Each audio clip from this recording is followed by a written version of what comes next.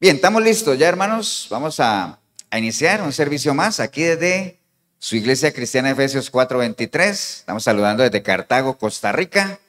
Hoy es domingo 6 de abril de este 2025. Estamos estrenando mes, primer domingo de mes. Y bueno, ya estamos preparados. Todo tiene un tiempo, dice la palabra. Y vamos a entrar en el tiempo de la predicación. Así es que voy a invitarlos a todos, hermanos, la iglesia, a usted en el video, que busquen sus Biblias el libro de Romanos. Romanos capítulo 3, vamos a leer 3 versículos que nos metan en el tema. Romanos capítulo 3, y mientras la iglesia lo busca ahí en el video, también animar a todos a que tengan siempre una mano, bueno, sí, tengan una mano en la Biblia, pero mejor tengan una Biblia en la mano, ¿no? Es como que más efectivo. Tengan siempre una Biblia en la mano, ¿no? Que uno pueda consultar, que uno pueda apoyarse, ¿no? Que para eso el Señor nos la ha dejado, para que nosotros podamos usarla como una herramienta de formación, una herramienta de defensa, una herramienta de preparación para todo lo que afrontamos en esta sociedad. Amén, hermanos. ¿Estamos? Romanos capítulo 3, vamos a leer desde el versículo 9, y me confirman nada más qué título dice ahí para que estemos todos alineados. No hay justo, ¿no? Amén. Bueno, dice la palabra del Señor, escribiendo ¿quién? Pablo, ¿no? Pablo a la iglesia de Roma. Dice, ¿qué pues? ¿Somos nosotros mejores que ellos? En ninguna manera. Pues ya hemos acusado a judíos y a gentiles que todos están bajo pecado. Como está escrito, no hay justo ni aun uno. No hay quien entienda, no hay quien busque a Dios. Todos se desviaron, a una se hicieron inútiles. No hay quien haga lo bueno, no hay ni siquiera uno. Padre, te damos gracias en este día, Señor. Gracias por tu palabra, Señor, bendita palabra, Señor, que nos has dejado, Señor, para que meditemos en torno a ella, para que la entendamos, la asimilamos, la recibamos, pero sobre todo para que la vivamos, Señor. Gracias te damos por ella, Señor. Disponemos todo nuestro ser a recibirla, Señor. Y una bendición especial para todo lugar donde hasta ahora se predica tu sana palabra, Señor. Te damos gracias en el nombre sí, Señor, te alabamos. Amén y amén. ¿Pueden tomar asiento, hermanos?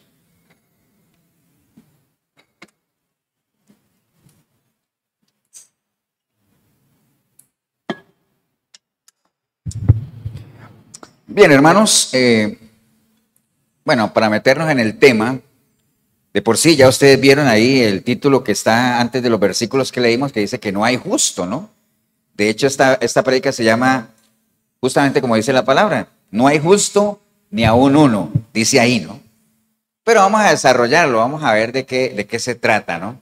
El martes pasado, para las personas que no saben, nosotros llevamos un discipulado los días martes, y ahí tenemos la oportunidad de discutir una serie de temas, ¿no? Ahí no son prédicas, simplemente ponemos un tema sobre la mesa y comenzamos a desarrollarlo y todos tienen oportunidad de participar, preguntar, aportar, ¿no? De eso se trata.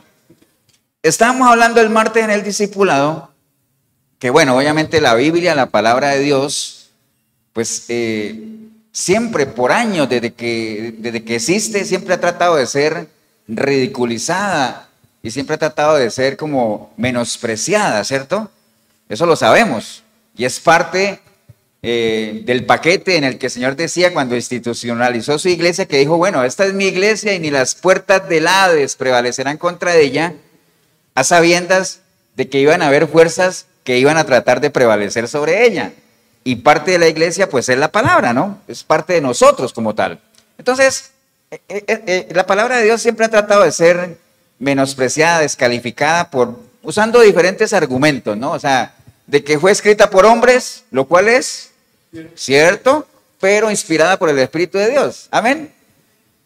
De que está llena de figuras literarias, lo cual es cierto, pero eso la hace más rica literariamente. Amén. Que hay pasajes que no se pueden entender, lo cual es cierto, que el Señor dice, hay cosas que yo les revelo a ustedes, pero lo que he revelado para ustedes es para ustedes y lo que no es para mí. Amén. Que no se puede entender, lo cual es falso, ¿no? O sea, La Biblia se puede entender, básicamente. Lo que pasa es que el entendimiento de la palabra es un entendimiento como progresivo, ¿no? Usted tiene que meterse ahí. Usted no, la primera vez que se mete a la palabra no es que va a entender todo lo que lee. De hecho, el mismo Señor le dijo a los discípulos, lo que ustedes están escuchando ahorita no lo van a entender, pero más adelante sí. Entonces, son cosas de esas, ¿no? Que fue escrita en 3 continentes, cierto. Que fue escrita en diferentes idiomas, cierto. Que fue escrita por una cantidad de personas de diferentes rangos sociales, de diferentes niveles académicos. Es cierto, todo eso, ¿no? Pero bueno, veíamos el martes en el discipulado que también una de las estrategias que usan para descalificar la palabra es decir que la Biblia se contradice. Dice, no, es que esa no es la palabra de Dios porque se contradice. Y de hecho nosotros hemos compartido algunos de esos argumentos. Por ejemplo, lo que la Biblia habla sobre los enemigos. Que por un lado dice, persigue a tu enemigo y destrúyelo. Y por otro lado dice, ama a tu enemigo. ¿Entienden? ¿Sí ven? Se contradice. Ya nosotros hemos ampliamente aquí explicado de qué se trata. Y si alguien no lo recuerda, pues dice, pastor, yo no me acuerdo. Entonces lo volvemos a ilustrar muy rápidamente, ¿no? Pero básicamente habla de los enemigos, habla de las cargas, ¿se acuerdan? Los fuertes lleven las cargas de los débiles. Cada uno debe llevar su propia carga. ¿Sí? Se contradice. También lo hemos explicado aquí. Amén. Si alguien levanta la mano, lo volvemos a explicar. No tiene ningún problema. O sea, no hay ningún problema. Lo de ser niños, ¿no? Pablo decía a la iglesia de Corinto, es que yo no les puedo hablar a ustedes bien, con carnita, porque es que ustedes son niños, dejen de ser niños. Decía el Señor, el que no es como un niño no entrará en el reino de los cielos. Entonces, ¿al fin qué? También lo hemos explicado aquí. Amén. ¿Qué más? Las obras. Decía Pablo, no es por obras. Decía Santiago, hay que hacer obras. Entonces, ¿qué? También lo hemos explicado aquí. Ustedes ven, alguien que no tenga un fundamento bíblico diría, ay, mira, sí es cierto, la Biblia se contradice, ¿no? Y veíamos el martes en el discipulado, aprovechando este tema, el asunto de la paz. Que por un lado el Señor dice, yo no he venido a traer paz. Y por otro lado el Señor dice, mi paz os dejo. Entonces, ¿ven qué? Bueno, lo vimos también en el martes en el discipulado y lo hemos visto aquí también, ¿no? Entonces, con esto que acabamos de leer, hermanos, del libro de Romanos, surgió uno más, ¿no? Que por un lado dice Pablo, está escribiendo Pablo ahí, dice que no hay justos, no hay ni uno solo, dice él, ¿no? Pero nosotros sabemos, hermanos, que la Biblia está llena de versículos que hacen alusiones ¿a quién? A los justos. ¿O no? Claro que sí, ¿cierto que sí? Habla de los justos.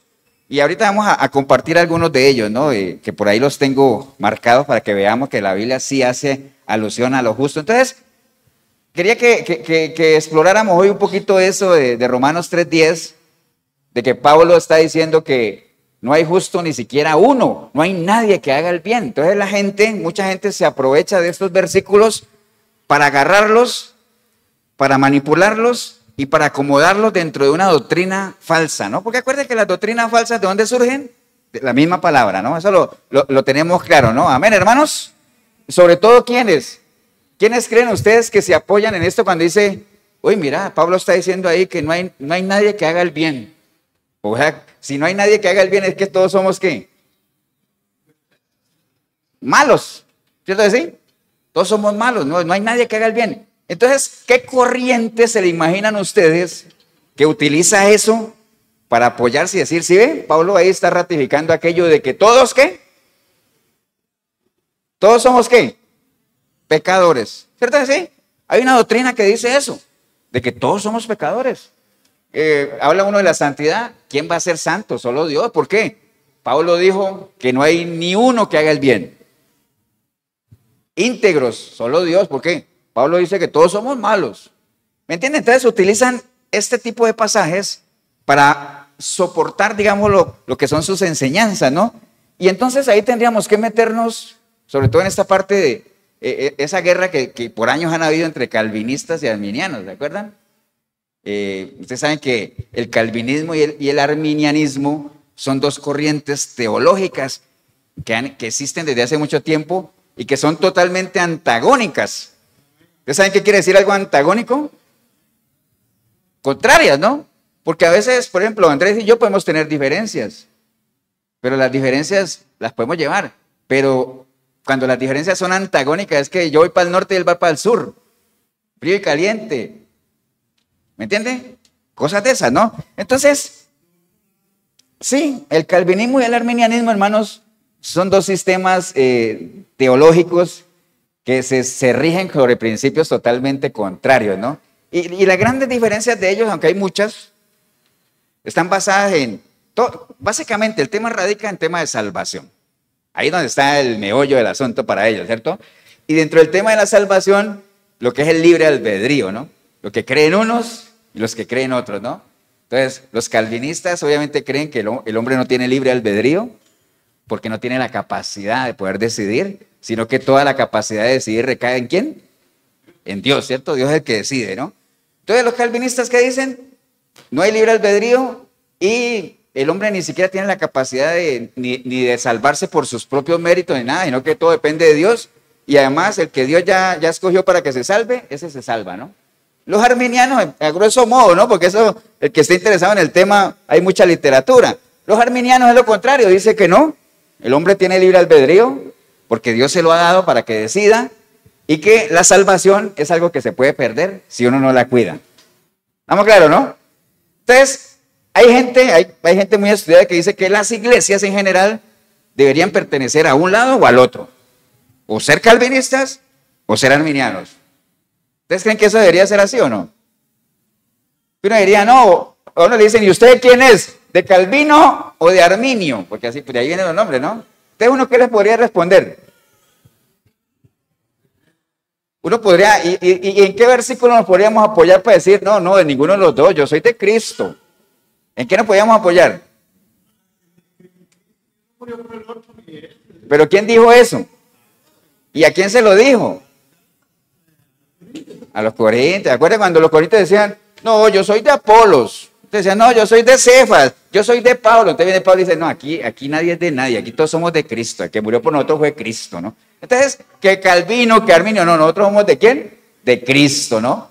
Que nuestras posiciones, digamos, cuando uno cree que la salvación se pierde y confía en el libre albedrío, cree en el libre albedrío, pues estamos más inclinadas hacia los arminianos, pero no quiere decir que seamos arminianos, ¿no? Porque no nos queremos encasillar ahí. Amén, hermanos. Y tampoco vamos a entrar en esa discusión que lleva más de 500 años y nunca se han puesto de acuerdo, ¿no? Si a usted se le para un calvinista y un arminiano y que sí, que la salvación se... Usted para en el medio y dice, caballeros, sin santidad nadie verá al Señor. Y ya, caso cerrado. ¡Pah! ¿Cierto? Entonces, mátense si quiere, pero sin santidad nadie verá al Señor. Bueno, el caso es que esas diferencias entre ellos son muy antagónicas, ¿no? Pero traje a colación el asunto de los calvinistas, porque ellos tienen algo que se llama el tulip. Tulip, que son 5 letras, la T, la U, la L, la I, la P. Y cada una de esas letras está relacionada con uno de sus bases, digamos, doctrinales, en lo que tiene que ver con la salvación, ¿no? Entonces, ese famoso tulip es como, digamos, como un resumen de lo que los calvinistas le responden a los arminianos en temas de salvación, ¿no?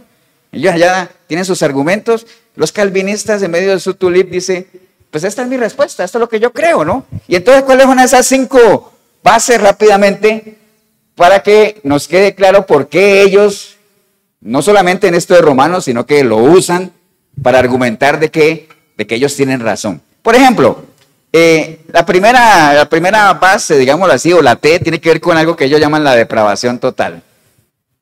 Que lo que tiene que ver es que nosotros nacimos pecadores, obviamente, y todo lo que tiene que ver con concernerte al ser humano está muy ligado al pecado. Entonces estamos en depravación total. O sea que cuando uno está en depravación es porque está totalmente caído, ¿no? O sea, no tenemos la capacidad. Entonces ellos hablan de eso básicamente. Y entonces dicen que uno no podría buscar a Dios por esa misma depravación, por haber nacido en esa condición pecaminosa.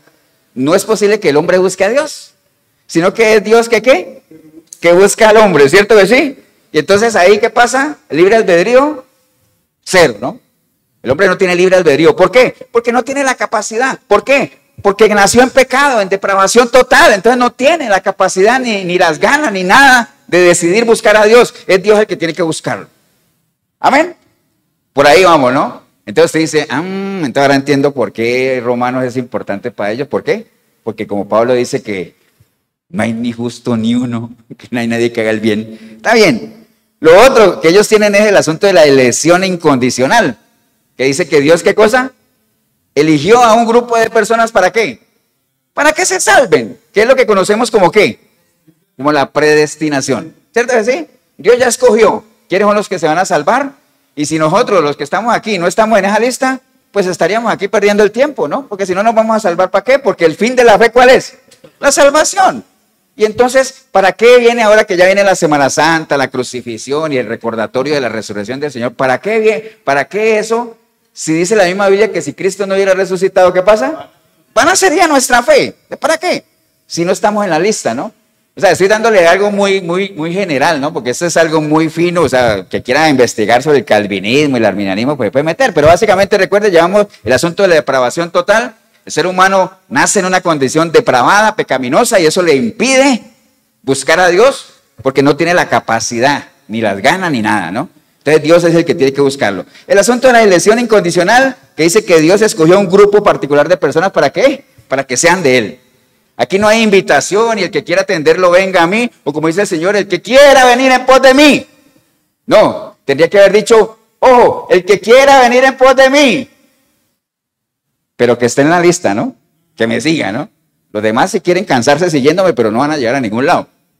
No dice la palabra así. Pero bueno, es el caso de la elección incondicional. Después está el asunto de la expiación limitada, que dice que Cristo vino a morir. Acuérdense lo que es una expiación, ¿no? ¿Qué es una expiación? Bueno, pero eso en expiación, en las cosas de Dios, pero expiación en general es cuando alguien viene y paga el precio por la culpa de otro o por algo que alguien ha hecho. Entonces, por ejemplo, si Jorgito está metido en un pleito tremendo, yo vengo, digo, ¿y cuánto es lo que él hizo? 5 millones de colones. Aquí está. Entonces, yo estoy expiando la culpa de él, ¿no? Estoy pagando el precio por él. Entonces, Cristo vino a morir. ¿Qué es lo que creemos nosotros? ¿A morir por quiénes? Por todos. Amén. Pero no todos aceptarán ese sacrificio ni lo harán. Pero ¿qué es lo que dicen ellos? No, Cristo vino a morir ¿por quiénes? Por el grupito que ya Dios había seleccionado, ¿no? Entonces eso se llama expiación limitada, ¿no? Básicamente los efectos salvadores de nuestro Señor Jesucristo se limitan ¿a quiénes? A los elegidos, nada más. Eso es lo que dicen ellos. Amén. Después está el asunto de la gracia irresistible, que dice que, digamos, lo definen así, ¿no? La gracia salvadora de Dios es siempre efectiva, ¿para quién? Para salvar a los elegidos. Entonces, aquellos que Dios ha elegido, no es que ellos puedan desistir, ir al Señor, sino que no. Es una gracia que es irresistible. No se pueden resistir. Eso es como robots, ¿no? O sea, voy allá porque es irresistible el asunto. Para los elegidos no hay posibilidad de rechazo. O sea, hay una gracia que es irresistible como tal, ¿no? Amén, hermanos. Y la última es la perseverancia de los santos. Básicamente, que una persona en el momento que le entrega su vida al Señor ya es santo para forever, para siempre, ¿ah? ¿Eso qué quiere decir? Que la salvación no se pierde. Entonces ahí está, a grosso modo, el famoso tulip de los calvinistas, que es como una respuesta a los arminianos en cómo ellos conciben lo que es la salvación. Ahora, no faltará el que diga, no, usted no sabe nada del calvinismo. Es que yo no estoy dando una cátedra del calvinismo, nada más estoy usando eso, porque lo que me interesa es que vayamos a Romanos 3:10. Amén. Entonces, si usted quiere, métase más ahí en el calvinismo. Hay muchas prédicas, mucho material, péselo y saque sus conclusiones, ¿no? Al final van a haber dos grupos, quienes creen una cosa y quienes creen la otra. Entonces, hermanos, en línea a eso, vamos a escudriñar, los invito a que me acompañen. Si eso que Pablo le dijo a los romanos en capítulo 3, respalda eso del tulip calvinista, de la depravación, de que realmente no hay libre albedrío, de que el ser humano es depravado y está metido, su naturaleza pecaminosa no lo deja por lo menos concebir el buscar a Dios. Entonces vamos a revisar eso, hermanos. Amén. ¿Estamos listos? Ya podemos despegar. Hoy la introducción estuvo más corta, ¿eh? Nadie dijo amén, pero bueno. Bueno, entonces vamos a estar ahí en Romanos 3, que es lo que estamos hablando. Entonces empezamos en Romanos 3, hermanos, leyendo ahorita, que leímos, que decía Pablo, ¿qué pues? ¿Somos nosotros mejores que ellos? Entonces, acuérdate que escudriñar es que usted diga, ¿somos nosotros mejores que ellos? ¿Quiénes son nosotros y quiénes son ellos? ¿Cierto? ¿Quiénes serían nosotros? ¿Cómo hacemos para saber quiénes son nosotros? Pues tenemos que irnos a la carta. Eso es una carta. Y la carta la tiene que haber escrito alguien, ¿cierto que sí? Entonces en Romanos 3, hermanos, Romanos 1, ya sabemos que en el versículo 1 dice, Pablo, siervo de Jesucristo, llamado a ser apóstol. Entonces, ¿quién está escribiendo la carta? Pablo, la sabemos, ¿no? Entonces, ahora, ¿a quién se la está escribiendo? A la iglesia de Roma. Entonces en el versículo 7 dice, ¿a quién está escribiendo? A todos los que estáis en Roma, amados de Dios, llamados a ser, ¿qué cosa?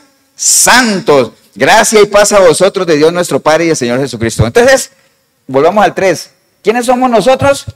Pues Pablo y ¿qué? Y lo que dijo Jorgito, y la iglesia, ¿no? Pablo y a los que le está escribiendo, ¿no? Él le dice, vea, hermanos, después de lo que les he dicho, porque él dice, ¿qué pues? Después de lo que ahorita vamos a ver, somos nosotros, es decir, yo, Pablo y ustedes, la iglesia, mejores que ellos. ¿Quiénes son ellos? También, nos vamos a la palabra, ¿no? ¿Quiénes son ellos? Pues obviamente Pablo empieza desde el capítulo 1, porque él empieza a hablarle a la iglesia y habla del poder del evangelio, y antes del versículo 18, que dice la culpabilidad del hombre, empieza a hacer una descarga de lo que es una radiografía del ser humano sin Dios. ¿Amén? Del ser humano sin Dios, que ya lo hemos leído varias veces, porque él dice que la ira de Dios viene sobre ¿quiénes? Sobre todo aquel que con toda impiedad e injusticia detiene, ¿qué cosa? Con injusticia la verdad. Y entonces comienza en el versículo 21 a hablar, lo que hemos leído aquí muchas veces, que dice que habiendo conocido la gloria de Dios no le glorificaron, sino que profesaron ser sabios. Y entonces como no querían, voy a parafrasear para que nos rinda el tiempo, como no querían nada con Dios, dice que Dios los entregó ¿a qué? A una mente reprobada, ¿cierto que sí? Para hacer una cantidad de cosas desagradables, ¿cierto que sí? Y habla ahí, obviamente, más adelante habla de inmundicia, hombres con hombres, mujeres con mujeres, habla de que dando atestados de injusticia, fornicación, perversidad, avaricia, maldad, envidia, murmuradores, bueno, una cantidad de cosas. El versículo 31 dice, necios, desleales, quienes entendiendo el juicio de Dios, los practican. Bueno, ahí está dando una prueba de quiénes son quién, ellos, ¿cierto que sí? Pablo le está diciendo a la iglesia, ¿qué pues? ¿Somos nosotros mejores que ellos? O sea, los que practican todo eso. Después en el capítulo 2 habla de las personas que juzgan de una manera hipócrita, porque dice, ay de ti que juzgas, sabiendo que tú haces lo mismo. ¿Para qué juzgas? Amén. Y que no es que esté la Biblia enseñando que no se puede juzgar, claro que sí. Se puede juzgar, pero con un juicio justo. Amén. Pero dice, ay de ti que juzgas, cuando tú haces lo mismo, ¿no? Bueno, lo que siempre hemos dicho, ¿no? Que cuando uno señala a alguien, hay un dedo señalando a la persona, pero hay 3 dedos señalándolo a uno. ¿Yo te digo? Y hay un dedo señalando ¿qué? Que hay alguien arriba, viendo, ¿no? Amén, hermanos. Y entonces, ya antes del versículo 17, le da a los judíos lo que les toca a ellos también. Porque les dice, ay de ustedes que se dicen judíos, que dicen que son guías de ciegos, pero resulta que ustedes están más ciegos, peor aún todavía. Que dicen no roben, pero ustedes roban. Amén. Que dice que son instructor, en el versículo 20, instructor de los indoctos, maestros de niños que tienen la ley, la forma de ciencia y la verdad. Tú pues que enseñas a otro, no te enseñas a ti mismo. ¿Conoce usted a alguien que es bueno para enseñarle a otro, pero que no se enseña a sí mismo? ¿Conoce usted? Yo conozco una cantidad tremenda, ¿no? Amén. Tú que dices que no se ha de adulterar, adulteras. Amén. Tú que te jactas de la ley con infracción de la ley deshonras a Dios. Entonces le da ahí también su porción a quién? A los judíos, ¿no? Entonces cuando Pablo, volvemos a lo que está allá, dice, está hablando de ellos. ¿De quién está hablando en términos generales? De los que no tienen a Dios. Amén. Está hablando nosotros, ustedes, la iglesia y yo, nosotros nos creemos mejores que ellos, que todos los que practican pecado. Y entonces viene después en eso, hermanos, comienza él a hablar ahí En el versículo 10 como que da un poquito más de explicación. Y entonces dice, como está escrito, hermanos, no hay justo ni aún uno. No hay quien entienda, no hay quien busque a Dios. Todos se desviaron a una se hicieron inútiles. No hay quien haga lo bueno. No hay ni siquiera, ¿qué cosa? Uno, ¿no? No hay ni siquiera uno. Entonces, ¿de quién está hablando Pablo ahí? ¿A quién está haciendo referencia con esto que dice, no hay justo ni uno, no hay quien entienda, no hay quien busque a Dios, todos se desviaron a una, se hicieron inútiles, no hay quien haga lo bueno, no hay ni siquiera uno? ¿De quién está hablando Pablo? No meta calvinista aquí, no me metan bronca. ¿De quién está hablando lo que estamos leyendo ahí? ¿De quién? De ellos, ¿cierto que sí? De ellos. O sea, y ahorita lo vamos a verificar otra vez, ¿no? Porque, hermanos, en las Biblias suyas, después del versículo 12, no sé si tiene unas letritas ahí, porque mire lo que dice Pablo en el versículo 10. ¿Qué dice él? ¿Qué dice en el versículo 10? Como está escrito. ¿Qué pasa cuando uno dice como está escrito? ¿Qué quiere decir eso? Que tiene que haber una parte en la Biblia donde eso está escrito. Amén. Y entonces ahí dice dónde está escrito. ¿Qué dice la Biblia? ¿Dónde está escrito? ¿Dónde? ¿Tienen la Biblia de ustedes? ¿Dónde está escrito eso o no? ¿Cuál? Salmos 14, del 1 al 3. Amén. Él está diciendo, como está escrito. ¿Dónde? En Salmos 14, del 1 al 3 dice, no hay ni siquiera uno. Bueno, vámonos al Salmo 14. Haga eso, ¿no? Cuando usted esté leyendo la palabra y ve algo, diga, uy, aquí me dice que eso está en Isaías. Voy a ir a Isaías a ver qué es lo que está diciendo Isaías. Porque acuerde que la Biblia no sé qué. No se contradice, ¿no? Pablo está haciendo alusión a algo que escribió el salmista. ¿En Salmo qué cosa? 14, ¿no? ¿Y qué dice el título del Salmo 14? Necedad y corrupción del hombre. Entonces estamos en el mismo tema, ¿no? ¿De quiénes estamos hablando? De los necios y de qué? Y de los corruptos. Amén. Pero no estamos hablando de los corruptos. Por cierto, hoy hay elecciones. Cierro paréntesis. No estamos hablando de esa corrupción, ¿no? Que también, obviamente, pues, estamos hablando aquí de corrupción espiritual, ¿no? Amén, hermanos. Entonces, Pablo dice, como está escrito, ¿dónde? En el Salmo 14. Vinimos al Salmo 14 a ver qué es lo que dice el Salmo 14 y nos encontramos con ese título de que habla de la necedad y la corrupción del hombre. Entonces, estamos en línea. ¿Pero qué dice el Salmo 14? Dice el necio en su corazón, no hay Dios. Amén. ¿Acuerdan de que es un necio, no? ¿Qué es un necio? Eso, Borjito. Eso es un buen necio. Eso es un necio, ¿cierto? ¿Y qué pasa? ¿Cómo se le podría llamar a un necio que dice que no hay Dios? Pero una palabra más conocida, ¿no? ¿Cómo? Ateo, ¿cierto? Ateo. ¿Quién es el que dice que no hay Dios? Ateo. Los ateos dicen que no hay Dios y la Biblia dice que los ateos son ¿qué? Necios. ¿Por qué? Porque se mantienen ahí, aunque el firmamento y todo dé testimonio de que hay un creador. Pero aún así ellos se mantienen en su ¿de qué? De que no hay Dios. Entonces dice el necio en su corazón, ¿qué cosa? No hay Dios. Y dice entonces se han corrompido. ¿Hacen cosas qué cosa? Hacen cosas abominables, ¿cierto? Todos saben qué es corromper, ¿cierto? ¿Alguien no sabe? ¿Qué es corromper? ¿Todos saben? Pues no importa, aunque sepan, lo voy a leer. Corromper dice, alterar y trastocar la forma de algo, echar a perder, depravar, dañar o pudrir algo. Eso es corromper, ¿cierto que sí? Entonces, por eso cuando uno ve que algo, por ejemplo, cuando una persona que la han elegido para un puesto, hablando de esa corrupción, uno dice, ya se corrompió. ¿Qué quiere decir? Se echó a perder ya, comenzó a hacer cosas para las cuales no la contrataron, ¿cierto que sí? ¿Cómo le podemos llamar también, ya hablando de cosas espirituales, a un hombre que se ha corrompido? Es decir, comienza a hacer cosas, obras abominables. ¿Cómo le podemos llamar a una persona que se ha corrompido? ¿Ah? Depravado, pero hay otra. Nada, tampoco. Acuérdate, cuando una persona empieza a dar frutos diferentes para lo cual Dios la crea, uno dice, ¿qué? Degeneró, ¿cierto? Degenerado. Lo que pasa es que degenerado suena muy feo, corrompido, bueno, ahí, corrompido, entonces se corrompieron, ¿cierto? ¿cómo sabe uno que una persona se corrompió?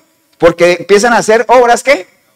Abominables. ¿Qué es algo abominable? Es algo que desagrada profundamente. O sea, algo que es abominable para uno es algo... Hay cosas que a uno le desagradan. Amén. Pero hay cosas que son abominables, es decir, que le desagradan, pero profundamente, ¿no? Entonces empiezan a hacer obras abominables. ¿Obras como cuáles? Como las que leímos allá en Romanos, ¿se acuerdan? Que empezaron a hacer cosas, hombres con hombres, haciendo cosas antinaturales, envidias, bueno, todo lo que leímos allá en Romanos. Esas son las obras. Que también en Gálatas se le llama como las obras de la carne. Cosas abominables, ¿no? Entonces, estamos alineados que estamos hablando del mismo tipo de personas que está hablando Romanos, ¿cierto? ¿Sí? Entonces, dice, no, y mira lo que dice el Salmo 14, siguiendo ahí, dice, no hay quien haga el bien. ¿Le suena o no? Lo mismo que vaya, él está haciendo alusión a eso. No hay quien haga el bien. Ahora, ¿por qué no hay quien haga el bien? Porque estamos hablando de quiénes.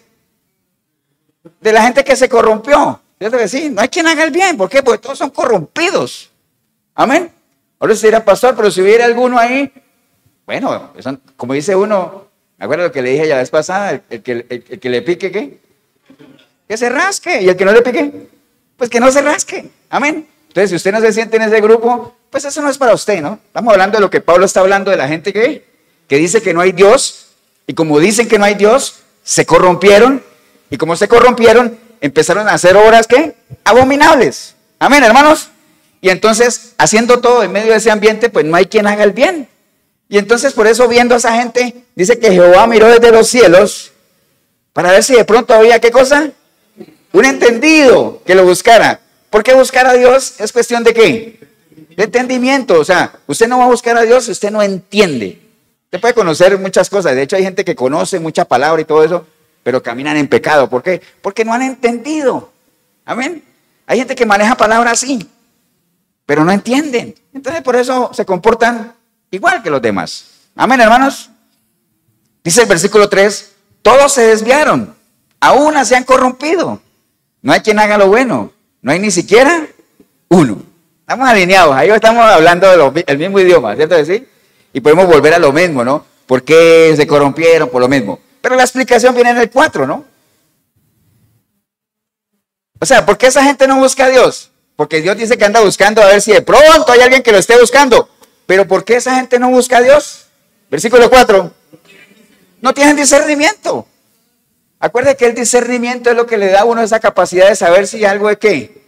Si es bueno o malo, ¿no? Entonces, como no tienen discernimiento, todo lo que ellos hacen les parece que es bueno. ¿Por qué? Porque satisface la carne. ¿Cierto? No les interesa absolutamente nada más. ¿Por qué? Porque se corrompieron. Están corrompidos. Amén. No tienen discernimiento todos los que hacen iniquidad, que devoran a mi pueblo como si comiese pan y a Jehová no invocan. Y bueno, de ahí en adelante pues comienza a hablar de que Dios obviamente sí considera al justo y todo eso. Pero lo que quería mostrarles con este salmo, hermanos, es que Pablo hace alusión a ello. ¿Por qué? Porque está hablando de una población totalmente definida, identificada. Los necios, los que dicen que no hay Dios, que se corrompieron, empezaron a hacer obras abominables, no buscan a Dios. Entonces, si uno busca entre ellos, pues no hay ni uno que haga lo bueno. No hay absolutamente uno. Amén, hermanos. Eso es como que yo agarre y haga un paréntesis nada más para que me acaben de entender. Y yo en un salón diga, voy a meter 100 personas ahí. Te digo, meto 30 colombianos, 30 venezolanos, como para hacer una fiesta, ¿no? Y 40 nicaragüenses, digamos, para que haya balance, ¿cierto? 40, 100, 30, 30, 40. Entonces yo venga y diga, lo mire y diga, no hombre, aquí no hay ni uno tico. No hay ni uno tico. Ni tan solo uno hay. Amén. Pues obvio, ¿no? Pues estoy hablando de gente que es extranjera como tal. Entonces, lo mismo. Y yo meta ahí toda esa gente de la que está hablando Pablo y yo diga, no hombre, aquí no hay ni un solo justo. Ahí no hay ni uno que haga el bien. Pero eso no quiere decir que en general sea así, ¿no? Porque más adelante ahorita vamos a volver a Romanos, donde falta la otra parte de la enseñanza. Es que a veces se quedan en una parte nada más. Amén, hermanos. Entonces, resumiendo eso que está diciendo el salmista ahí, básicamente, recuerde, es muy fácil, la palabra se interpreta sola. dice que esa gente se corrompieron. ¿Y cómo se sabe que se corrompieron? Por las obras que hacen. ¿Por qué? Porque todos somos conocidos por el fruto. Básicamente son cosas que desagradan, abominables. No pueden buscar a Dios. ¿Por qué? Porque no tienen entendimiento. Y no tienen entendimiento, ¿por qué? Porque no tienen discernimiento. Y no tienen discernimiento, ¿por qué? Porque el discernimiento es una capacitación que le da a uno, ¿quién? El Espíritu Santo. Entonces no lo tienen. No hay ninguna forma. Amén, hermanos. Y si eso lo ligamos, acuérdense que Dios tenía dos conceptos de su pueblo, ¿no? Tenía un concepto de su pueblo en Jeremías 4:22 y tenía un concepto de su pueblo en 1 Pedro 2:9, creo que era, ¿no? Por allá, en 1 o 2 de Pedro. Jeremías 4:22, ¿qué dice? Dice, porque mi pueblo es necio, lo que acabamos de ver, ¿no? Necio, mi pueblo es necio, ¿por qué? No me conocieron. No me conocieron. Son hijos ignorantes.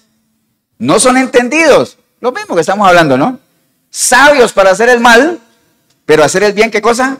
No supieron, no quisieron. Lo mismo que estamos hablando, ¿no? Es un concepto de Dios de su pueblo. Ahora sí dirán, pastor, ¿y ese concepto Dios siempre tuvo de su pueblo?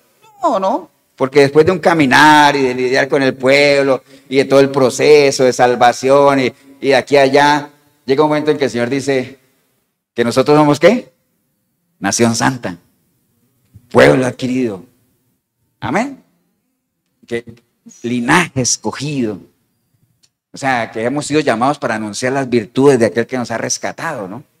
¿Me entienden? Entonces hay un cambio radical. Amén, hermanos. Estamos claros en eso, ¿no? Entonces, obviamente, hermanos, para eso hay que tener mucho entendimiento como tal, ¿no? Básicamente, ¿no? Entonces, volvamos otra vez a donde estábamos allá, en Romanos, que es donde estábamos escudriñando, Romanos capítulo 3, del verso 10. Entonces, hermanos, lo que quiero que tengan claro es eso. O sea, no es que Pablo está diciendo que en términos generales no hay justos, no, ninguno es justo. Nada que ver con lo que dice el famoso Tulí calvinista, no. Lo que Pablo está haciendo alusión es a un grupo de personas que empezó a hablar de ellos acá, hablando de la culpabilidad del hombre, de que no le dieron la gloria a Dios y más bien decidieron entregarse unos a otros en obras vergonzosas o lo que vamos allá, depravados totalmente. Entonces los entregó, hagan lo que les dé la gana, si no quieren nada conmigo, les dio tanto a los judíos también. Y entonces comenzó a hablar aquí y entre esa gente no hay ni uno justo, no hay ni uno que haga lo bien. Amén, hermanos, ahí vamos, ¿no? Y entonces en el versículo 13, siguiendo con la historia, empieza a dar algunos alcances de lo que esa gente podría hacer. Y dice, sepulcro abierto es su garganta. Yo no sé si alguno de ustedes ha estado cerca de un sepulcro abierto. Pero ¿cómo se lo imaginan? Cuando uno se acerca a un sepulcro abierto, ¿qué es lo primero que harían? Dice, uy, hiede, ¿cierto que sí?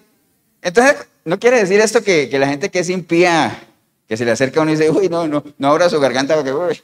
No, está hablando de otro tipo de hediondez, lo que sale de la boca, ¿no? Una persona puede tener un aliento lindo, chévere, los dientes brillantes y todo, pero muchas veces lo que sale de su garganta es un sepulcro abierto. Amén, lo que hablan. Amén. Por eso es que ponga a hablar a la gente para que usted sepa qué es lo que sale de su corazón. Dice ahí, sepulcro abierto es su garganta. ¿De quién está hablando? De ellos, ¿no? ¿Y quiénes son ellos? Toda esa gente que no tiene a Dios. Obviamente la culpabilidad del hombre, los que al final Dios los entregó a una mente reprobada, ¿no? Amén, hermanos. Con su lengua engañan, dice él. Veneno de áspides hay debajo de sus labios. ¿Ustedes saben qué es un áspide? ¿Qué, Jorgito? Eso es una especie de serpiente, ¿no? Veneno sale de sus labios, dice ahí. Su boca está llena de maldición y de amargura. ¿Qué quiere decir cuando dice que su boca está llena de maldición? Sí, que todo lo que sale de su boca, nada que ver con Dios, ¿no? Nada que ver con Dios porque no bendice, maldice más bien. Su boca está llena de maldición y de amargura. Sus pies se apresuran para derramar sangre. Quebranto y desventura hay en sus caminos y no conocieron camino de paz. Y si ustedes ven ahí donde dice no conocieron camino de paz, dice Isaías 59, 7 al 8, porque en Isaías lo que dice es que no hay paz ¿para quién? Para el impío, no hay paz. Entonces estamos hablando dejémoslo ahí, estamos hablando de un grupo de personas, ya lo tenemos claro, ¿no? O sea, nada que ver con lo que dicen los calvinistas de que todo el ser humano está depravado, no. El ser humano sin Dios. Amén. Y por eso es que cuando usted conoce a una persona sin Dios, que hace algo, Usted dice, no, pues ¿qué se puede esperar? ¿Qué se puede esperar de una persona sin Dios? Y si le dicen, ¿por qué? Pues porque son sepulcros abiertos su garganta y todo lo que dice ahí. Usted quiere apoyarse en la palabra, pues. Amén, hermanos. Y el versículo 18, ¿qué dice? No hay temor de Dios, ¿qué? Delante de sus ojos. Pues no le tienen temor a Dios, ¿no? Que es exactamente lo mismo que pasó en el libro de Jueces, ¿se acuerdan? Que dice la palabra en el libro de Jueces que cuando Josué y su generación murieron y fueron a sus padres, se levantaron otras generaciones que no conocían a Dios. Entonces, como no conocían a Dios, uno podría decir que no, ¿qué? Si no lo conocían, no lo amaban, ¿cierto? Y si uno no ama a alguien, pues no lo respeta, porque esa es la realidad, ¿no? Por eso es que uno a los hijos les dice, vea, usted quiere demostrarle que ama a sus padres, obedézcalos, considérelos. Entonces es lo mismo que decía ahí en el libro de Jueces, entonces todo el mundo hacía lo que quería. Y el libro de Jueces no detalla qué era lo que la gente hacía, lo que querían, pero uno se lo imagina, ¿cierto que sí? Y podríamos resumirlo ahí, que hacen obras, ¿qué? Abominables. Ya ustedes saben qué es eso. Amén, hermanos. Entonces, a raíz de todo eso que Pablo está describiendo ahí, de que esa gente, obviamente, los que están sin Dios, que no hay justo no hay ni siquiera uno, nadie puede hacer el bien, que todo lo que hablan es para destrucción porque no hay temor de Dios en ellos. Entonces después obviamente habla un poquito de las obras y la ley, pero lo que quería hacer énfasis, hermanos, es el versículo 21, que eso es como cuando uno va al médico y le dice, no hombre, usted tiene X, Y, Z, todas esas enfermedades. Sí, ahí mismo en el 21. Que uno va al médico, obviamente a que lo revise, ¿cierto? Y el médico le dice qué es lo que uno tiene. Pero después de eso uno espera que el médico le diga qué, cuál es la medicina. Porque si no se lo dijeran, uno quedaría como ahí, ¿no? Entonces Pablo dice, esa gente no hay justo ni uno. Entonces, a raíz de la condición de esa gente, a raíz de esa condición, es necesario lo que dice el versículo 21, que dice, pero ahora, aparte de la ley, se ha manifestado la justicia de Dios, testificada por la ley y por los profetas. ¿Qué fue lo que testificaron la ley y los profetas, hermanos? ¿Ah? ¿Quién dijo yo? ¿Alguien por ahí lo oí? ¿Quién lo dijo? Era mi conciencia. ¿Qué fue lo que testificaron la ley y los profetas? ¿Dónde encontramos la ley y los profetas? ¿En qué parte de la Biblia? ¿A dónde? En el Antiguo Testamento. ¿Y qué fue lo que testificó el Antiguo Testamento? El Mesías, la venida de Cristo. Amén. Entonces eso es lo que está diciendo ahí. Pero ahora, aparte de la ley, se ha manifestado la justicia de Dios, que fue testificada por la ley y por los profetas. Acuérdense que la ley es los 5 libros, el Pentateuco, la Torá, y los profetas, pues el resto del Antiguo Testamento. Y ellos testificaron que la venida de Cristo, que dice en el versículo 22, la justicia de Dios por medio de la fe, ¿qué? En Jesucristo, para todos los que creen en Él, porque no hay diferencia. Ahora no hay diferencia. Por eso Pablo le está diciendo, ¿ustedes creen que hay diferencia entre nosotros y ellos? Por más que nosotros fuimos llamados a ser santos y ellos están en medio de su lodo de pecado, ¿ustedes creen que hay diferencia? No, por la fe en Cristo no hay acepción de personas. No hay acepción de personas. Obviamente, ¿es una cuestión de qué? Es una decisión personal. Amén. Y entonces dice ahí, por cuanto todos pecaron y están destituidos de la gloria de Dios, que ese es otro tema, que hay gente que cree que dice que uno nace condenado, porque por el pecado original y todo eso que dicen ni siquiera está ahí. No, la Biblia dice que nosotros nacemos, ¿qué cosa? Destituidos de la gloria de Dios. Destituidos. ¿Me entiendes? O sea, por eso es que los niños, porque hay gente que dice, pastor, y si un niño nace y muere niño, entonces se pierde porque nació en pecado. No, recuerda que el pecado es una ¿qué? Es una decisión personal. Uno tiene que decidir pecar. Y para pecar primero hay que dejar de ¿qué? De creer, ¿cierto? ¿Sí? Los niños no tienen todavía esa conciencia. Ellos están destituidos de la gloria de Dios, pero no están condenados, ¿no? Entonces, obviamente uno cambia ese estatus en el momento en que uno nace de nuevo y le entrega su vida al Señor. Entonces dice, siendo justificados gratuitamente por su gracia. Y hace mucho énfasis Pablo en decir que nosotros hemos sido justificados gratuitamente porque para los judíos era muy arraigado el que nada es gratis, ¿no? Era por obras, hay que hacer obras y tiene que haber algo que pague el precio. No, nosotros fuimos justificados gratuitamente, nosotros, aunque el Señor pagó un precio altísimo, ¿no? Por su gracia, mediante la redención que es en Cristo Jesús. Entonces, estamos claros, ¿no? Hay dos grupos, gente llamada a ser santos, hay otros necios que dicen que no hay Dios, que se han depravado, se han corrompido, entre ellos no hay ni uno justo, pero al final no hay diferencia. ¿Por qué? Porque todos tenemos la posibilidad de ser justificados por la sangre de Cristo. Amén. Amén. Y entonces, como un buen juicio, hermano, porque a mí me gustan los juicios y todo eso, en el versículo 28 dice Pablo, concluimos pues. Amén.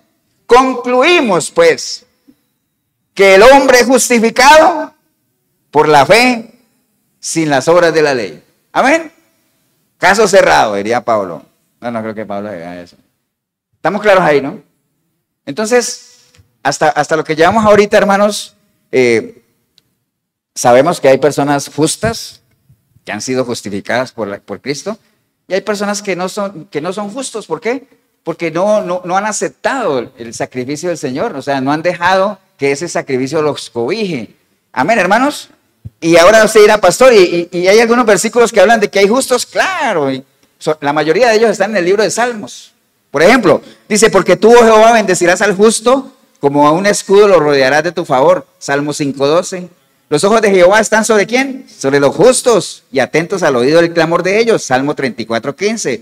Muchas son las aflicciones del justo, pero de todas ellas la librará Jehová. Salmo 34:19. La boca del justo habla sabiduría, y su lengua habla justicia. Salmo 37:30. Hay quien todo el día codicia, pero el justo da y no detiene su mano. Proverbios 21:26. He aquí que aquel cuya alma no es recta se enorgullece, mas el justo por su fe vivirá. Habacuc 2:4. Justo es Jehová en todos sus caminos y misericordioso en todas sus obras. Salmo. Entonces, ¿hay justos o no hay justos? Sí hay. Amén. Pero para ser justo no es por obra y gracia del Espíritu Santo, en parte, ¿no? Pero antes de eso, tiene que mediar una decisión personal. ¿Estamos claros, no?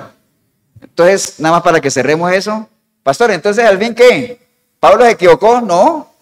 Él está hablando de un grupo en particular, donde dice que en ese grupito no hay ni un justo. ¿Por qué? Porque no hay Dios para ellos. ¿Y el que justifica quién es? Cristo. Amén. Dios mismo. Entonces, tiene sentido, ¿no? Entonces, si alguna vez usted le dice, es que la Biblia dice en Romanos 3:10, Pablo lo dice, que el hombre está depravado, porque no hay ni un solo justo. No hay ni uno que haga el bien. Entonces, ni para qué me venías a hablar de santidad ni nada de eso. No hay ni uno. Dice, un momento. Pablo no está hablando de todos, porque él está hablando a la iglesia. Antes dijo a los que hemos sido llamados a ser santos. Está hablando a la iglesia y está poniendo en antelación a un grupo de personas, pero dice que al final todos podemos ser justificados por la sangre de Cristo. Pero es una decisión personal. Amén, hermanos. Entonces, en línea a eso, ya sabiendo, espero que hayan convencido de que, bueno, no necesitaría convencerlos de que hay justos, porque yo creo que todos los que estamos aquí, ahí en el video, yo espero que todos tengamos la convicción de que somos justos. Amén. No va a pasar como alguna vez que dice que las iglesias estaban orando para que hubiera por lo menos un justo en el Congreso. Eso, ahorita está bien. No lo quería decir yo. Bueno, mejor ni queda en el video, porque el video solo graba lo que yo digo, pero ya todos escucharon a Jorito, para no meternos en bronca. Pero bueno, el caso, hermanos, es que en la Biblia hay algunas inquietudes para los que nos consideramos justos. Vamos a ver rápidamente algunas de ellas. Primera de Pedro, no lo busque, anótelo por ahí. Primera de Pedro 4:18. O bueno, vayamos todos a Primera de Pedro 4:18 para que no se duerman ahí. Primera de Pedro 4:18, hermanos.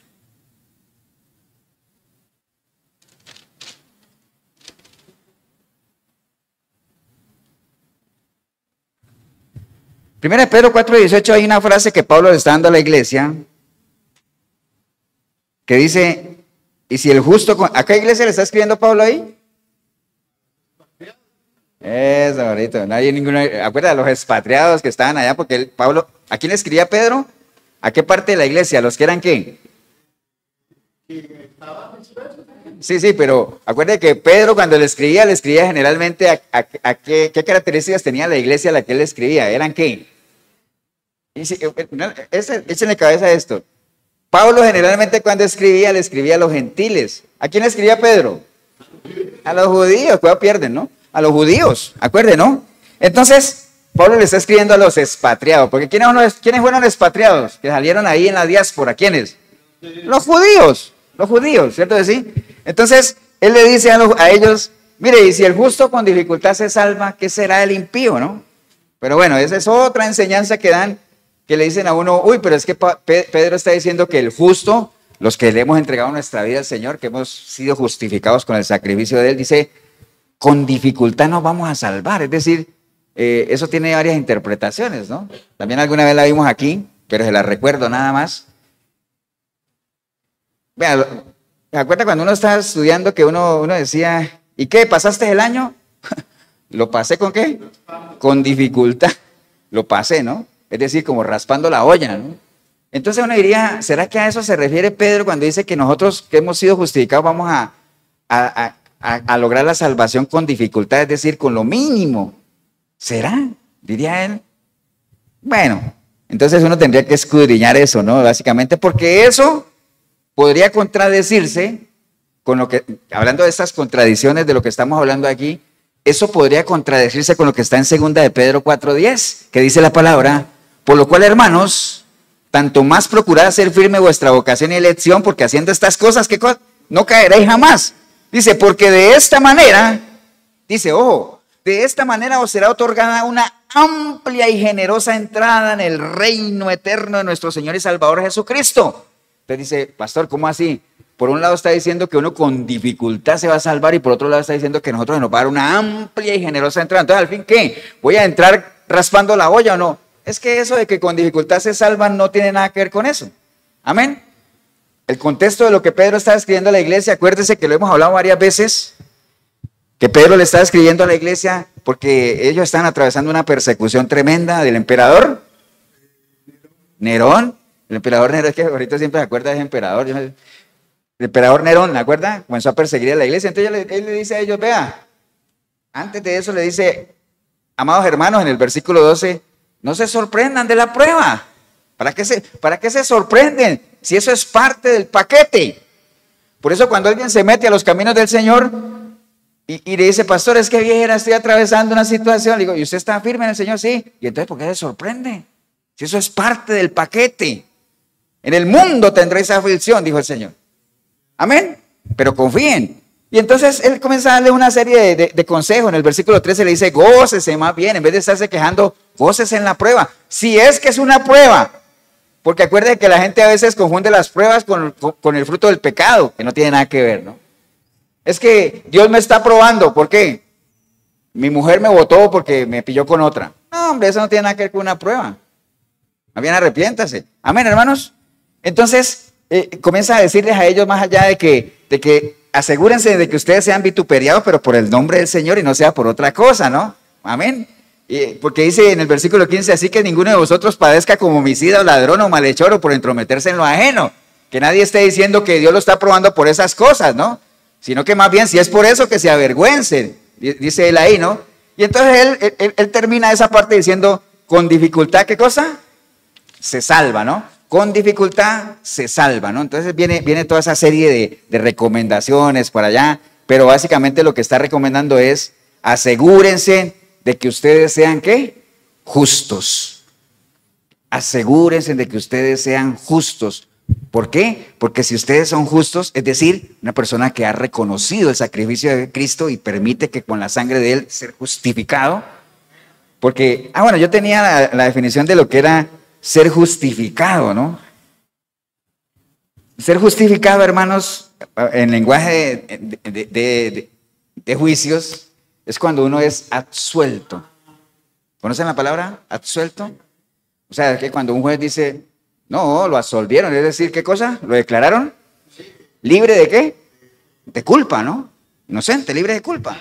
Entonces, el Señor vino, obviamente, hizo la expiación, y entonces a raíz de ese proceso nosotros fuimos, ¿qué? Justificados, es decir, libres de qué? De culpa, ¿cierto que sí? Pero eso es solamente el que decide aceptar el sacrificio del Señor. Entonces, básicamente es eso, ¿no? Obviamente eso no es algo que a la gente le guste escuchar, de que vamos a tener aflicciones y que el justo con dificultad, ¿qué quiere decir? Vamos a tener pruebas en el camino, nuestra fe va a ser probada. Usted dice que cree en Dios, eso va a ser probado. Usted dice que ama a Dios, eso va a ser probado. Usted dice que ama a la iglesia, eso va a ser probado. Amén. Pero eso no es lo que le gusta a la gente lo que le gusta es lo que le decían allá en Jeremías. Háblanos palabras, ¿qué cosa? halagüeñas, lisonjeras. No, que no nos hable Dios, háblanos tú, que todo lo más bonito, ¿me entiendes? Cosas de esas que es a lo que la gente le gusta. Pero eso tiene que ver con el justo. El justo con dificultad se va a salvar, es decir, con prueba, con aflicciones. Hay que pagar el precio, ¿no? Hay que hacer sacrificios, pero no sacrificios de esos de que dice, pastor, vea, mire qué sacrificado soy yo. Hoy salí a las 6 de la mañana y aquí estoy. Está bien, es un sacrificio físico, pero hay que ir más allá de eso, ¿no? Poner al Señor obviamente como una prioridad en nuestra vida y eso nos va a llevar ¿a qué? A sacrificar algunas otras cosas que nos gustan. Amén, hermanos. Entonces recuerde, el justo con dificultad se salva. Hay otra inquietud que está en el Salmo 11.3. Ahí mismo donde estábamos ahora rato en el Salmo, que tiene que ver con el justo, que dice, hermanos, que si fueren destruidos los fundamentos, ¿qué pasa? ¿Qué pasa si fueran destruidos los fundamentos? Dice, ¿qué ha de ser del justo? ¿Cierto que sí?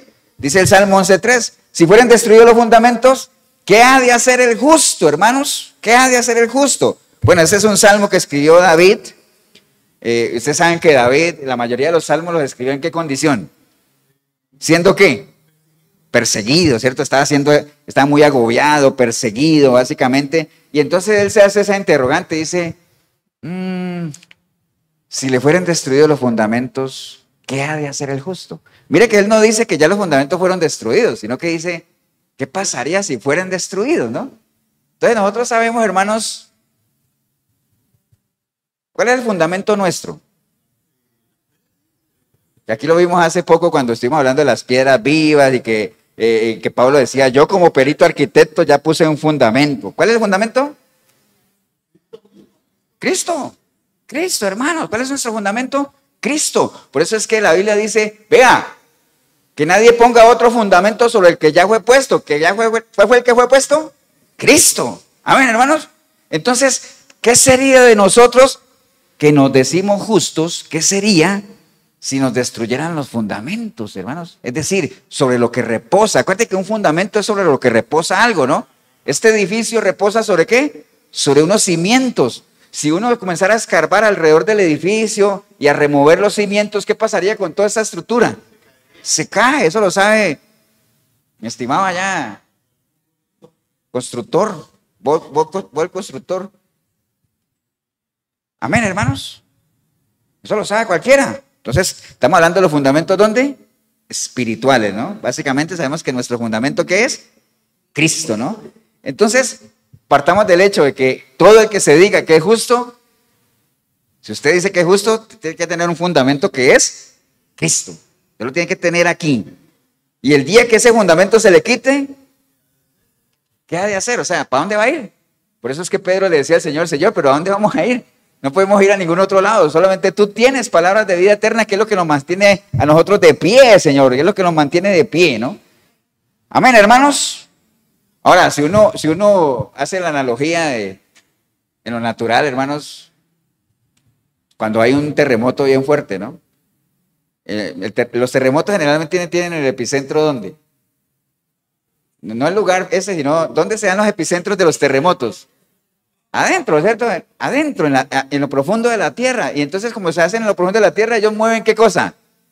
Los cimientos. Y por eso es que los edificios se caen, ¿no? Eso es en lo natural, ¿no? En lo espiritual, obviamente, hay terremotos espirituales, ¿no? Hay cosas que nos mueven los cimientos, que nos mueven nuestra relación de familia, situaciones que mueven nuestra relación con nuestros hijos, nuestros empleos, nuestros negocios. Por eso es que a veces, no sé si ustedes han escuchado una expresión que dice, es que a la gente a veces hay que moverle el piso. ¿Han escuchado? ¿Han escuchado este Carlito? ¿Qué quiere decir eso? Hay gente que está muy tranquilita, ¿no? Pero muévalo, sáquelo de ahí y entonces mismo reacciona y dice, uy, ¿qué pasó? ¿Qué tengo que hacer? ¿Me entiendes?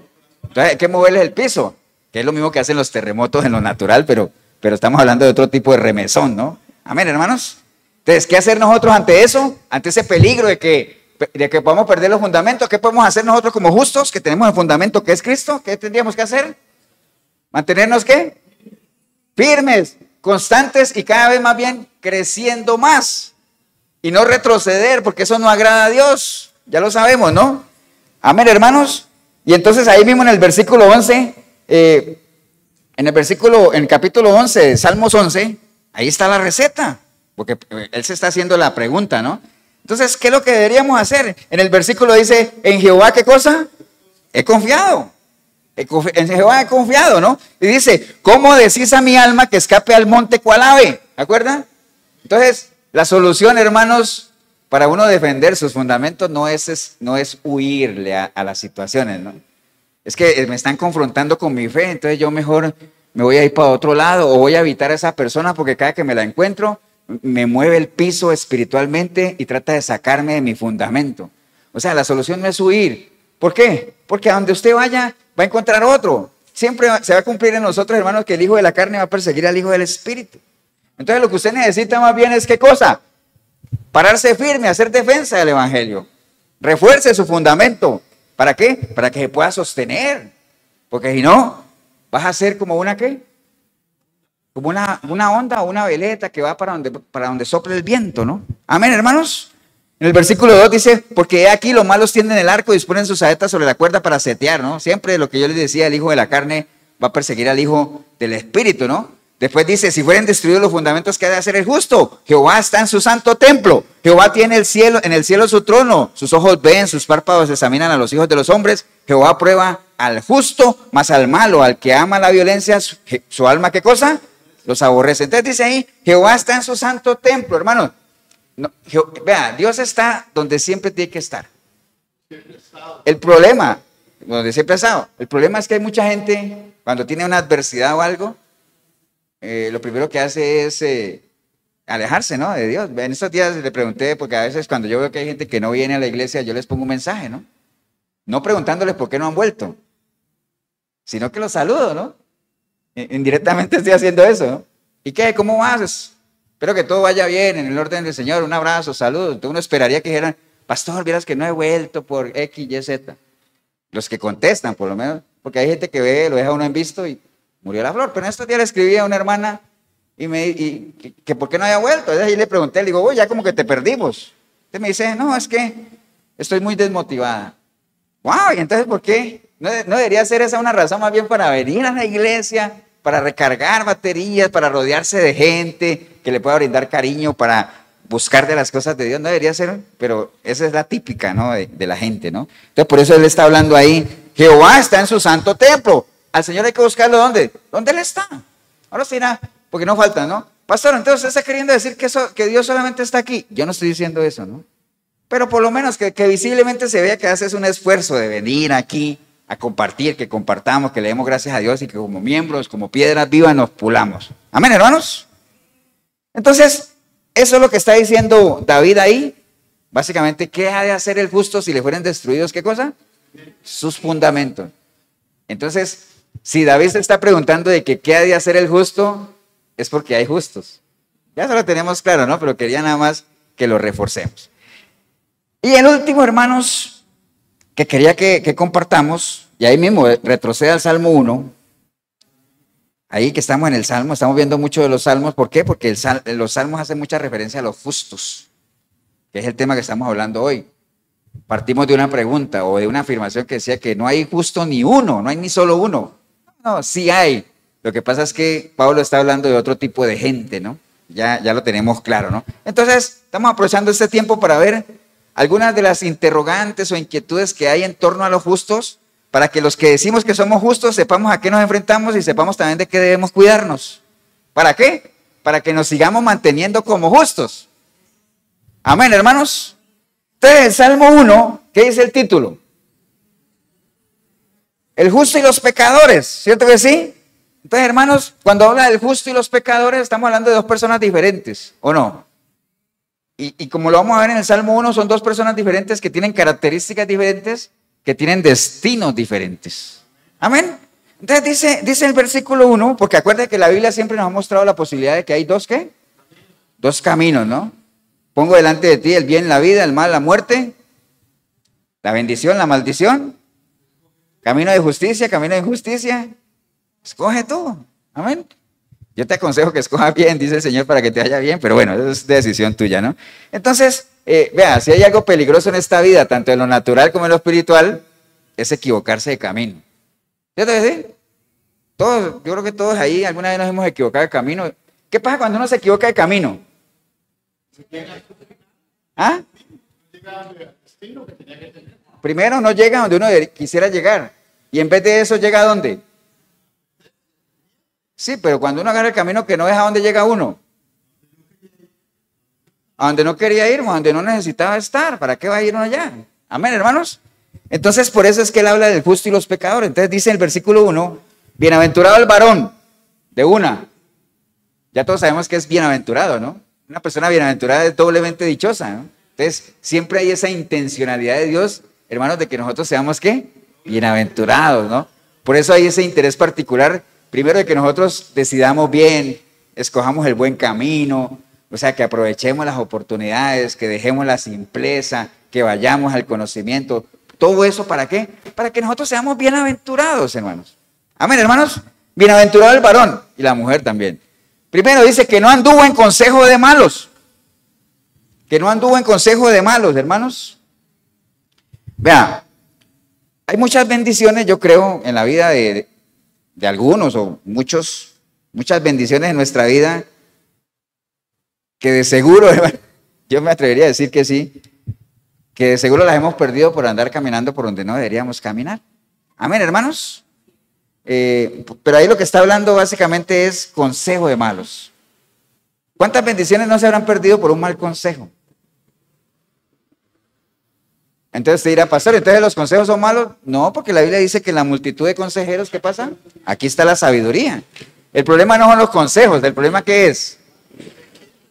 ¿Cuál es el consejo y quién te da el consejo? Y peor aún, que sabiendo quién te da el consejo, la gente lo reciba y lo aplique.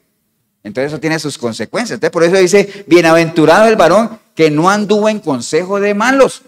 O sea, cuando usted vaya a pedir un consejo, si usted se dice que es justo, o sea, es una persona bienaventurada porque ha sido justificada, sea selectivo, sea selectiva a quién le pide un consejo. Y no caiga en consejo de malos. Hay gente que acostumbra a pedir consejos a gente que está peor que ellos. O sea, no haga eso. Tenga discernimiento. No abra su corazón a cualquier persona. Sea selectivo, sea selectiva. Amén, hermanos. El verdadero cristiano se apega ¿a qué? A consejos que estén apegados a la palabra de Dios. Por eso es que, vea, eso es tan delicado que el mismo Pablo le decía a la iglesia, vea, y no sé si se acuerdan a qué iglesia se lo dijo, pero le dijo, vea, eso es tan delicado que si un mismo ángel baja del cielo a ustedes y les presenta un evangelio que no es el de Cristo, así sea un ángel, sea anatema. Amén. Es tan delicado el asunto. Hay gente que sabe, hay personas que vienen y les dicen algo y la gente sabe que eso no tiene nada que ver con Dios, pero dice, es porque me lo dijo tal, es que lo dijo tal persona, ¿no? Y entonces, no. Así sea un ángel, sea anatema. Se lo dijo Pablo a la iglesia de Gálatas. Amén. ¿Estamos claros, no? Entonces, no anduvo en consejo de malos. ¿Estamos claros? Después dice, ni en silla de escarnecedores se ha sentado. Recuerda lo que es un escarnecedor, ¿no? ¿Qué es un escarnecedor? Una persona que se burla, ¿no? Burletera, pero que se burla con tintes de humillación, como tal. Entonces, no se siente en esa silla de escarnecedores, es decir, no se siente con personas que se burlan de las cosas de Dios, hermanos. Hay gente que se dice que es cristiana y le gusta estar sentado en esos ambientes donde se burlan de las cosas de Dios, se burlan de los mismos cristianos. Amén, hermano. Entonces, no se siente en silla de escarnecedores, básicamente eso, ¿no? Acuérdate que el que hace amistad con el mundo, hace enemistad con Dios. Amén, hermanos. Después dice el versículo 2, sino que en la ley de Jehová está su delicia, y en su ley medita de día y de noche. Ya lo hemos hablado, ¿no? Las cosas que a uno lo deleitan, ¿no? Hay cosas que a uno le causan deleite, hay cosas que no. Entonces, asegúrese, ¿no? Deleitarse es producir alegría, gozo, placer de ánimo, ¿no? Entonces, por eso el Señor dice, deleítate en Jehová, y entonces Él concederá los deseos de tu corazón. Ya todos sabemos qué es meditar, ¿no? Amén, hermanos. Y entonces, del versículo 1 al 3, está hablando del justo, ¿no? ¿Cuáles son las características que debería tener? No anda en consejo de malos, no anda en camino de pecadores, no se sienta en silla de escarnecedores, sino que más bien se deleita en la ley de Jehová y en ella medita de día y de noche. Amén. En cambio, el otro, los pecadores, dice él, no así los malos, que son como el tamo que arrebata el viento. Todos sabemos qué es el tamo, ¿no? ¿Recuerdan lo que es el tamo? Es como ese polvillo. En las flores, ¿han visto que en las flores a veces es como una cosa ahí, un polvillo ahí que, como lo que sale de las flores a veces? O cuando uno trilla algo, cuando uno ha trillado como, ¿qué era? Como café, puede ser. Ese polvillo que no pesa nada, ¿no? Que si usted lo tira ahí, se lo lleva el viento, ¿no? Entonces, esa gente es como el tamo, que arrebata el viento. ¿Por qué lo arrebata el viento, hermanos? Porque, ¿qué vale la característica del tamo? No pesa nada, no tiene peso, no tiene fundamento, no tiene nada que lo ancle en nada, entonces se lo lleva el viento. Por eso es que dice que cuando uno no tiene fundamentos, uno es como alguien que fluctúa, ¿no? Amén. Y es llevado ¿por quién? Por cualquier viento de doctrina, ¿no? Entonces por eso hay personas que dicen, no, es que voy a ir acá porque es que acá dicen que la salvación no se pierde. Y entonces, no, es que ahora voy para allá porque es que acá dice que Dios me ama como yo sea. No, pero ahora voy para allá porque es que dice que yo soy la niña de los ojos de Dios. Entonces voy a sentarme en mi casa a esperar a que haya transferencia de riquezas porque la riqueza del impío viene a mí. Y entonces yo todos los días consulto el saldo del banco a ver si ya me llegó la transferencia del impío. ¿Me entiendes? Hay gente que cree en esas cosas. Cualquier viento de doctrina. ¿Amén? ¿Por qué? No tienen fundamento. No tienen fundamento. Entonces dice, son como el tamo que arrebata el viento. Por tanto, dice ahí, no se levantarán. Ojo, no se levantarán los malos en el juicio, ni los pecadores en la congregación de los justos.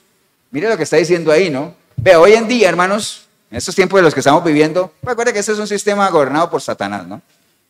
Hoy en día esos grupos minoritarios que encajan en lo que Pablo decía ya, que no consideraron a Dios, entonces se han entregado a cosas vergonzosas, hombres con hombres, mujeres con mujeres, y todo lo que leímos ahora ya, la depravación del ser humano. Toda esa gente ha tratado de legalmente imponer sus derechos y hacerse oír. Ahora, yo no estoy diciendo que no tengan derechos, todos tenemos derechos, amén. Pero el problema es que tratan de ¿qué? De imponerlos. Legalmente, mucho han logrado. Legalmente, ¿no? Porque estamos en unos tiempos donde a lo bueno le llaman malo y a lo malo le llaman bueno. Amén. Eso está claro, ¿cierto que sí? Aquí, en lo terrenal, lo han logrado. Porque es la realidad, lo han logrado. Amén. Pero ¿qué dice aquí? Estamos hablando, dice, por tanto, toda esta gente, los malos, no se levantarán en el juicio. Amén. Ni los pecadores en la congregación de los justos. Cuando venga el Señor por su iglesia, hermanos, porque acuérdense que cuando el Señor venga por su iglesia, por ella, porque está escrito que Él va a venir a arrebatar a su iglesia. Amén. Dice que hay algunas personas, el orden, dice la Biblia, en el orden dice que los que murieron en Cristo resucitarán primero. Y entonces, en cuerpos glorificados irán ante el Señor. Amén. Y que después, ¿qué cosa? Los que estemos vivos, pero que seamos ¿qué? En línea del tema de hoy, que seamos justos, también seremos arrebatados en cuerpos glorificados. Amén.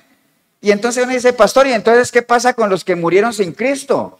Bueno, aquí dice, no se levantarán, no se levantarán, seguirán ahí esperando la condenación total, ¿no? No se levantarán los malos en el juicio, y ni los que estén vivos, que no sean justos, es decir, que sean pecadores, tampoco serán congregados, tampoco participarán de esa congregación, es decir, de ese arrebatamiento. ¿Por qué? Porque no hacen parte de la iglesia. Amén. Estamos claros en eso, ¿no? Mire el destino que le lleva. Por eso es que es importante lo que estamos hablando aquí, de que cada uno esté seguro de que es un justo. De que es un justo. O sea, asegúrese. O sea, como decía Pablo, hermanos, por las misericordias le ruego, asegúrese de que usted realmente haya sido justificado, ¿no? Y entonces dice el versículo 9, porque Jehová conoce el camino de los justos, mas la senda de los malos, ¿qué pasa? Perecerá, ¿no?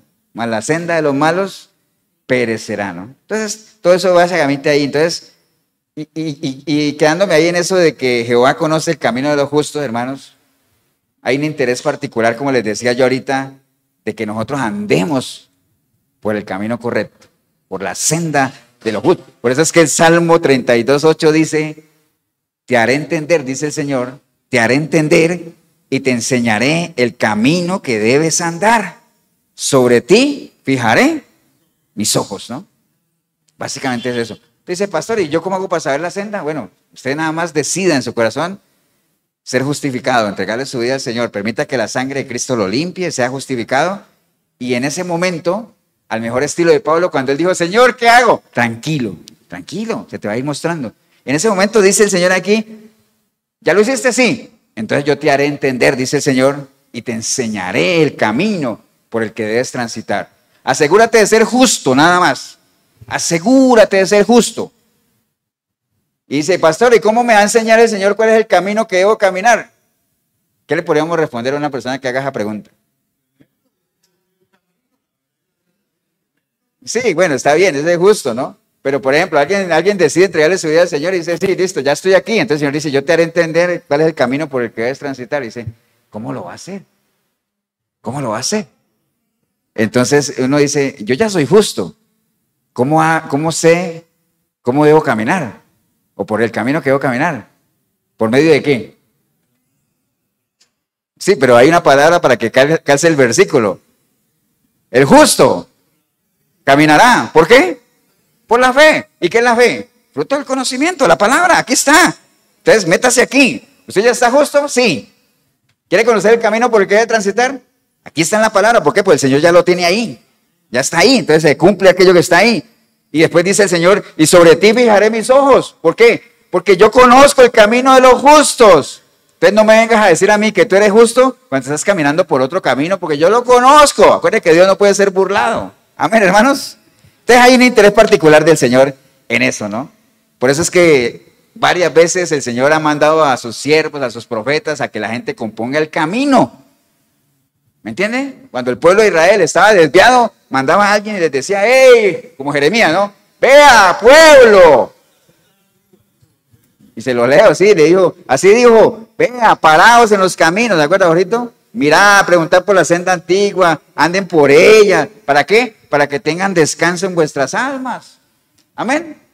Y entonces, bueno, eso también ya lo hemos compartido aquí, de qué es pararse en el camino, es hacer un alto, mirar qué es, hacer un diagnóstico de la situación en la que estoy, haga un alto en su camino, analice qué es lo que está viviendo, pregunte por la senda antigua, las cosas que antes funcionaron, si son buenas, alineadas a la voluntad de Dios, pues vuelva a transitar por ellas, anden por ellas, y de esa manera hallaremos reposo, descanso para nuestra alma. Amén.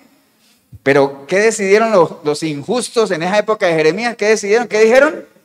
No vamos a ir ahí, no vamos a caminar por ahí. Escuchen a los atalayas. No vamos a escuchar a ninguna atalaya. Entonces, ¿qué les llegó? Juicio. ¿Cómo los castigó Dios? ¿Cuántos años?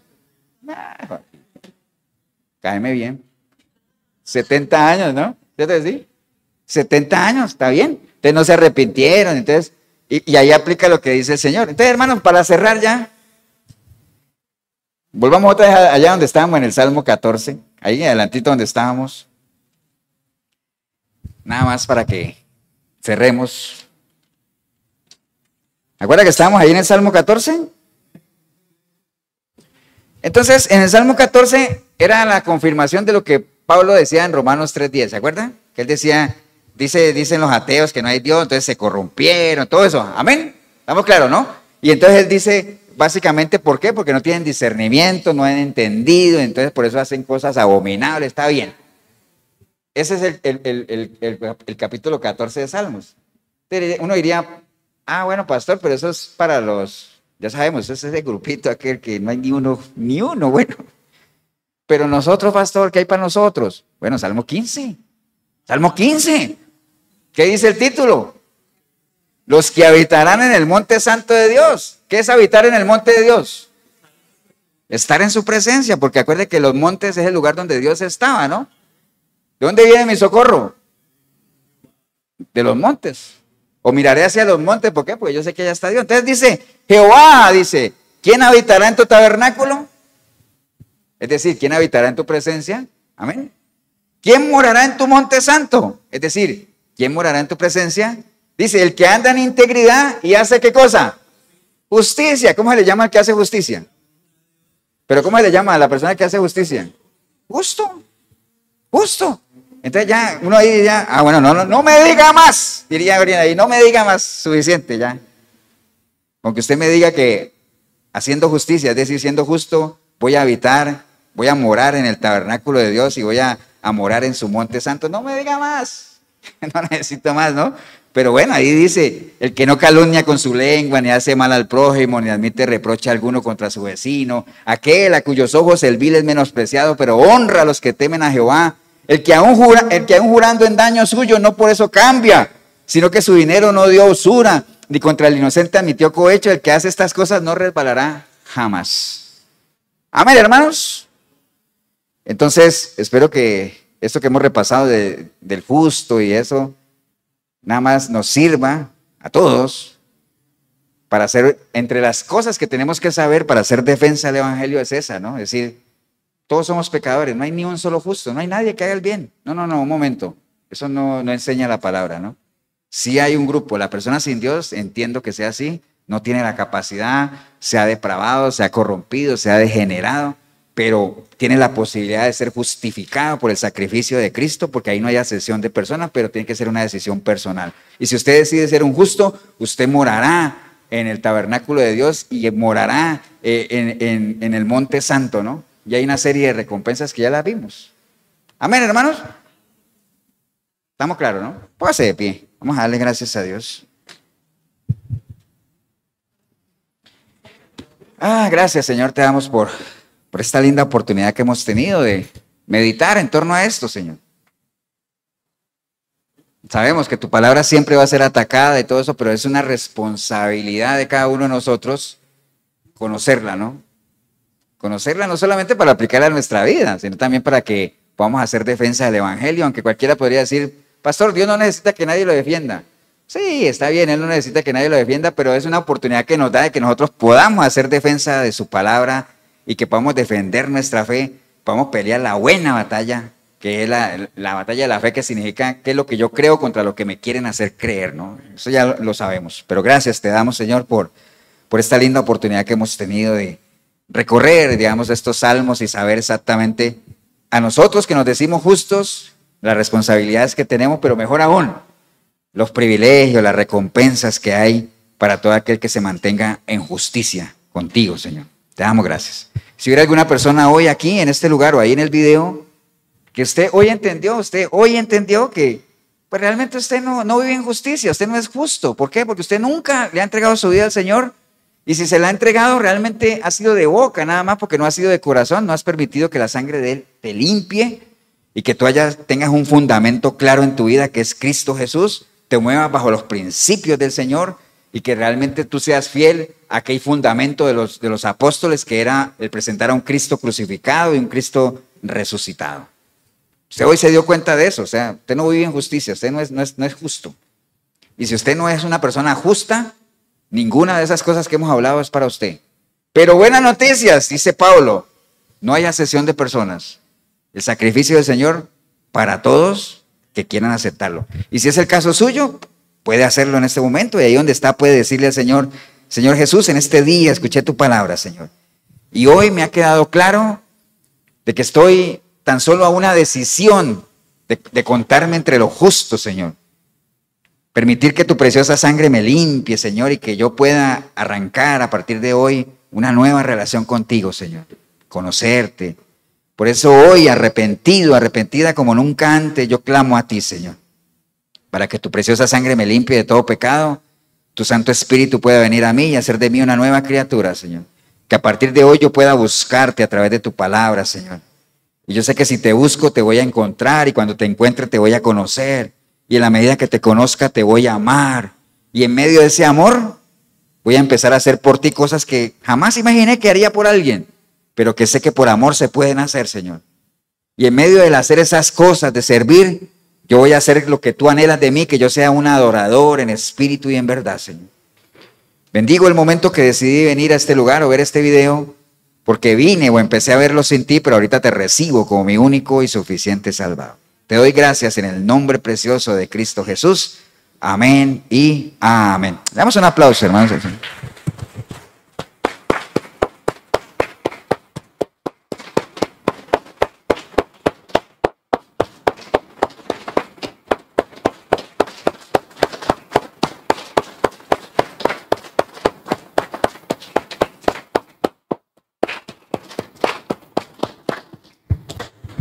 Bien, si usted hizo la oración, felicitarle, pero recuerde, ¿no?